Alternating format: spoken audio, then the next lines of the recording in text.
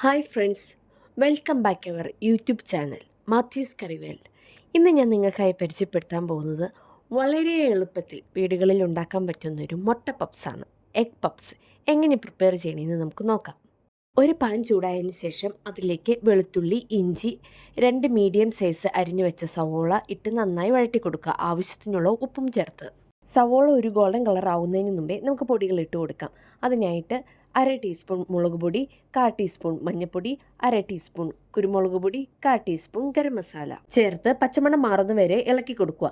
ഇപ്പം നമ്മുടെ filling ready ആയിട്ടുണ്ട്. പുഴുങ്ങി 2ആയി കട്ട് ചെയ്ത 3 മുട്ട, 1 മുട്ട ബീറ്റ് ചെയ്തത്. ഇനി പപ്സ് പ്രിപ്പയർ ചെയ്യാം. ഫ്രോസൺ ഷീറ്റിലേക്ക് ബീറ്റ് ചെയ്ത മുട്ട നമുക്ക് ബ്രഷ് ചെയ്ത് കൊടുക്കാം.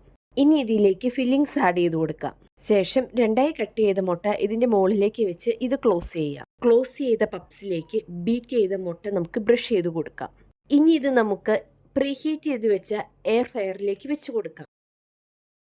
ഇപ്പോൾ ഏകദേശം 16 മിനിറ്റ് കഴിഞ്ഞു. ഇപ്പം നമ്മളുടെ എഗ് പപ്സ് റെഡി ആയിട്ടുണ്ട്. നമുക്കിത് ഓപ്പൺ ചെയ്ത് നോക്കാം. Easy crispy egg puffs ready ആയിട്ടുണ്ട്. എല്ലാവരും ഒന്ന് ട്രൈ ചെയ്ത് ഫീഡ്ബാക്ക് ഒന്ന് അറിയിക്കണേ.